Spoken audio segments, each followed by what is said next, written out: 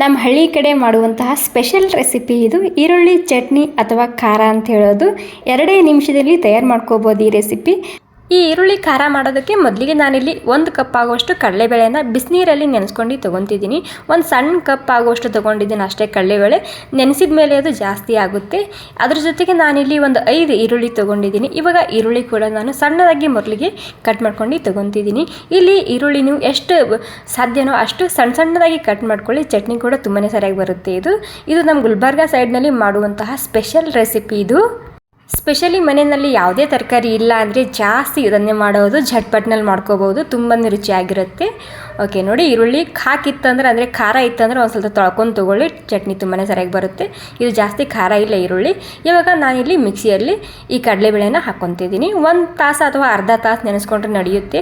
ಇಲ್ಲಿ ನೀರು ಸೇರಿಸಬಾರ್ದು, ಬರೀ ಕಡಲೆಬೇಳೆ ಮಾತ್ರ ಹಾಕ್ಕೊಳ್ಳಿ. ಮತ್ತು ಸ್ವಲ್ಪ ಜೀರಿಗೆ ಹಾಕ್ಕೊಂಡಿದ್ದನ್ನು ತರಿತರಿಯಾಗಿ ರುಬ್ಬಿ ತೊಗೊತಿದ್ದೀನಿ. ಜಾಸ್ತಿ ಸ್ಮೂತಾಗಿರಬಾರ್ದು, ತರಿತರಿಯಾಗಿರಬೇಕು, ಆ ರೀತಿ ರುಬ್ಕೊಳ್ಳಿ. ಓಕೆ ನೋಡಿ, ರುಬ್ಕೊಂಡಾಗಿದೆ. ಇವಾಗ ಈ ಈರುಳ್ಳಿದಲ್ಲಿ ಹಾಕ್ಕೊತಿದ್ದೀನಿ. ಇವಾಗ ಖಾರಕ್ಕೆ ಎಷ್ಟು ಬೇಕಷ್ಟು 2 ಖಾರದ ಪುಡಿ ಹಾಕ್ಕೊತಿದ್ದೀನಿ. ನಿಮಗಿಲ್ಲಿ ರುಚಿಗೆ ತಕ್ಕಷ್ಟು ಹೆಚ್ಚು ಕಮ್ಮಿ ಮಾಡ್ಕೋಬೋದು ನೀವು ಇಲ್ಲಿ. ಮತ್ತು ಸ್ವಲ್ಪನೇ ಗರಂ ಮಸಾಲ ಹಾಕ್ಕೊತಿದ್ದೀನಿ. ನೀವು ಬೇಕಾದರೆ ಇದರಲ್ಲಿ ಗರಂ ಮಸಾಲ ಸ್ಕಿಪ್ ಮಾಡ್ಕೋಬೋದು, ಜಸ್ಟ್ ಖಾರ ಉಪ್ಪು ಹಾಕ್ಕೊಂಡು ಕೂಡ ಮಾಡ್ಕೋಬೋದು ಇದು. ಇವಾಗ ರುಚಿಗೆ ತಕ್ಕಷ್ಟು ಉಪ್ಪು ಮತ್ತು ಒಂದು ಸ್ವಲ್ಪ ನಾನಿಲ್ಲಿ ಹುಣಸೆಹಣ್ಣ ಒಂದು 10 ನಿಮಿಷ ಬಿಸಿನೀರಲ್ಲಿ ನೆನೆ ಹಾಕಿಟ್ಟಿದ್ದೆ, ಅದು ಕೂಡ ನಾನು ಇದರಲ್ಲಿ ಸೇರಿಸ್ತಿದ್ದೀನಿ. ಹುಣಸೆಹಣ್ಣು ಮಾತ್ರ ಇದರಲ್ಲಿ ಮಿಕ್ಸ್ ಮಾಡದೆ ಹಾಕಿ ಟೇಸ್ಟ್ ತುಂಬಾ ಸರಿಯಾಗಿ ಬರುತ್ತೆ. ಅದ್ರ ಜೊತೆಗೆ ಸ್ವಲ್ಪ ಕೊತ್ತಂಬರಿ ಸೊಪ್ಪು. ಇವಾಗ ಎಲ್ಲನೂ ಸೇರಿಸಿ ಸರಿಯಾಗಿ ಕೈಲಿಂತೇನೆ ಅದನ್ನು ಮಿಕ್ಸ್ ಮಾಡಿದರೆ ಸಾಕು.